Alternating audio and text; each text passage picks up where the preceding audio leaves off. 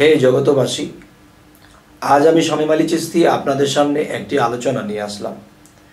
সেই আলোচনাটি হলো যে আপনারা একটু মন দিয়ে শুনবেন। আজকের আলোচনাটি তত্ত্ব জগতের জন্যে, আত্মজগতের জন্যে, রুহ জগতের জন্যে খুবই খুবই তত্ত্বজনক এবং জ্ঞানজনক আলোচনাটি হবে ইনশাআল্লাহ। তবে এর আগে আমি আপনাদেরকে বলে নিই, রব্বি জিদনি ইলমা, যে হযরত মুহাম্মদ সাল্লাল্লাহু আলাইহি সাল্লাম রব্বি জিদনি ইলমার মাধ্যমে আল্লাহ তাকে জিবরাইলের মাধ্যমে জ্ঞান দান করেছিলেন। তো আমিও আল্লাহর কাছে বলি, রব্বি জিদনি ইলমা, এই নামের গুণে আল্লাহ আমাকে জ্ঞান দান করুক, যেন আপনাদের সামনে কিছু সুন্দর আলোচনা করতে পারি। সেই বিষয়টি হলো, ইনসানের ভিতরে ইনসান, তার ভিতরে আরও একটি ইনসান, এই তিনটি ইনসানের ভিতরে একটি রুহ। তাহলে এই বিশ্বজগতে যত মানুষ আছে,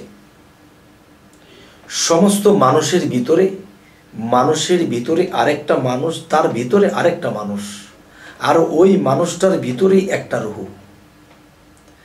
তাহলে রুহ বিষয়টা কোনো সামান্য বিষয় নয়। যে একটা কথা বলা হয় কালামুল্লাহ, মুসা আলাইহিস সালামকে বলা হয়েছে, আরেকটা বলা হয়েছে রাসূল আল্লাহ, আরেকটা বলা হয়েছে রুহু আল্লাহ।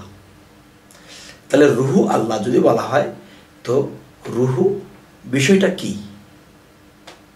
আচ্ছা, এটা জ্ঞানীগুণীরা জানে, তবে সর্বস্তরের লোকেরা এটা দেখবে। তো রুহু বিষয়টা কথা বলতে গেলে খুবই মর্মান্তিক। তবে আমি বলবো, এই রুহু পাঁচটা আত্মার ভিতরে আসে। যদি পঞ্চ আত্মায় কেউ পবিত্র হতে পারে বা পবিত্রতা লাভ করে, সাধনা করে, গুরু প্রেম, মুর্শিদ প্রেমে যদি কেউ নিজেকে পবিত্র করতে পারে, তাহলে কি হয়? সেই রুহু এই পঞ্চ আত্মার মধ্যে বক্ষিত হয়। আর যদি এই রুহু বক্ষিত হয়, তখন সেই মানুষটা কি হয়? আমি যদি একটা লোহার টুকরো একটা আগুনের মধ্যে ছেড়ে দিই, এবং আগুন থেকে যখন সেই লোহাটা বের করব, তখন কিন্তু লোহাটা তো লোহাই ছিল, কিন্তু লোহাটা লাল হয়ে গেছে। এখন এটা কি লোহা না আগুন? তাহলে দুই মিললে একাকার। তাহলে আল্লাহ আর রাসূল দুই মিললে একাকার।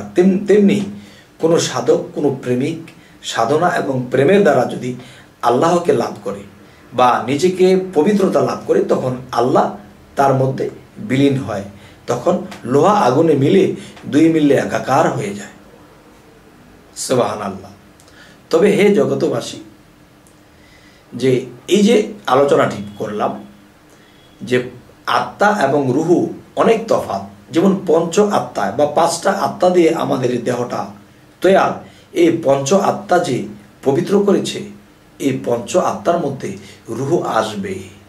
সেটা হলো, আল্লাহ যেমন আদমকে বলেছিল, আমার রুহু আমি আদমের ভিতরে ফুৎকার করেছি। তখন যেই মানুষটা পৃথিবীতে মহাপবিত্র লাভ করে, তখন আল্লাহ তার মধ্যে সেই রুহু ফুৎকার করে এবং তার মুখে কথা বলে, যা বলে তা হয়ে যায়। হে জগতবাসী, বলা হলো খুব সহজে, কিন্তু যুগ যুগ যারা গুরু বজে, তাদেরও কিন্তু অনেক কঠিন হয়ে যায় বাবা।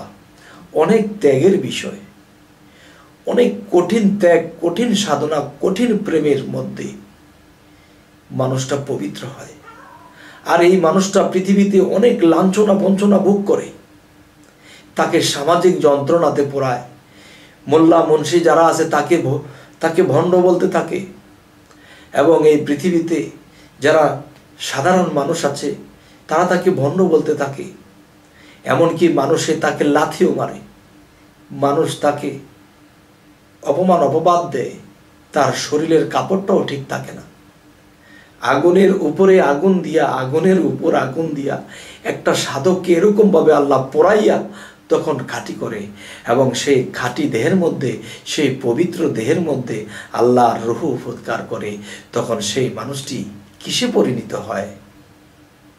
লোহা যখন আগুনে দেওয়া হলো, লোহা যখন লাল হয়ে গেল, এখন লোহা কোনটা আগুন কোনটা দুই মিললে একাকার, তার মধ্যে আল্লাহতে লয় হয়ে যায়, আল্লাহ তার মধ্যে বিলীন হয়ে যায়, তখন আল্লাহ কে আর এই মানুষকে, এর মধ্যে তফাৎ কি হবে? হে বাবা, হে জগতবাসী, আজকের এই কথাগুলো আমি বলতে আমার কেমন জানি লাগছে। জানি না আমি কি উলুবনে মুক্তা ছড়াচ্ছি কিনা। যদি উলুবনে মুক্তা ছড়িয়ে থাকি, যারা উলু স্বভাবের মানুষ তারা ভালো জিনিসটাকে নষ্ট করে দেয়, আর যারা প্রেমিক, যারা হৃদয়বান, যারা সাধক, যারা নিজেকে পবিত্র করতে নেমে গেছে, তারা যদি এই কথাগুলো শোনে, আমি আশা করব আমি যদি অতটুকু পর্যন্ত অগ্রসর নাও হতে পারি, আমি অতটুকু আমি পৌঁছাইতে পারিনি, তবু আমার এই কথাগুলো শুনে যদি আপনারা অগ্রসর হতে পারেন, আপনারা যদি সেই লাভবান হতে পারেন, আমি না হয় না পারলাম, তবে আপনাদের যদি দোয়া থাকে, আশীর্বাদ থাকে, তবেও হতেও পারি। তবে হে জগতবাসী, আমি এই বিষয়ে আমি কিছু আলোচনা করব, সেটি যে গুরু ভজনার পাশাপাশি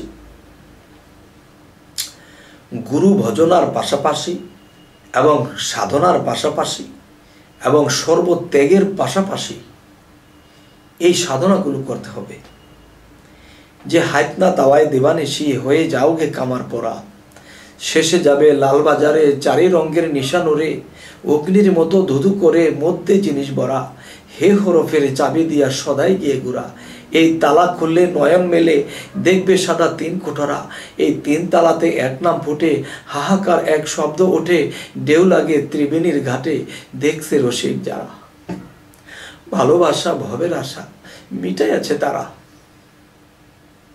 হে জগতবাসী, তাই আমি বলবো, যাবে যদি ছোটে আয় সন্তরে কৈমন পাগল, ঘোর অন্ধকার ভয়ের সঞ্চার, না আছে পথের সম্বল, এই অষ্টধাতুর দেহখানি চালাইতেছে খুদ কোম্পানি, এই মধ্য স্থলে আছে পানি, হাওয়ার যোগে হয় প্রবল, উপরে জলে পরশমণি, নিচে ঘুমায় অষ্টফণি, হংস রবে ওঠে ধ্বনি, সোহাং শব্দে চলাচল, এই মূলদার হইতে নিয়া কুম্ভকে দম আটকা দিয়া, ধীরে ধীরে চোখ মুদিয়া ধ্যান করো সহস্রদল। হে জগতবাসী, গুরু ভজনার পাশাপাশি, সাধনার পাশাপাশি, ত্যাগের পাশাপাশি কেউ যদি এই সাধনাগুলো করতে পারে, তাহলে এই জন্মেই তার আত্মার ফায়সালা হয়ে যাবে, সে মহাত্মায় মিশবে, আর সে মহাত্মা তার মধ্যে বিলীন হবে, লোহা আর আগুনে একাকার হয়ে যাবে, সে আল্লাহতে বিলীন হয়ে যাবে। তখন কি হবে? আমি এখন পুকুরের একটা পুকুরের মধ্যে আমি আছি, পুকুরের মধ্যে অল্প কিছু পানি আছে, এই পুকুরের পানি কোত্থেকে এসেছে? সেই সাগর থেকে নদী বেয়ে, খাল বিল বেয়ে এসেছে। আমরা তো বাবা আটকা পড়ে গেছি, আমাদের দেশ তো এটা নয়, আমাদের গন্তব্য এখানে নয়, আমাদের গন্তব্য ছিল সেই আলমে আরওয়া। আমরা সেখান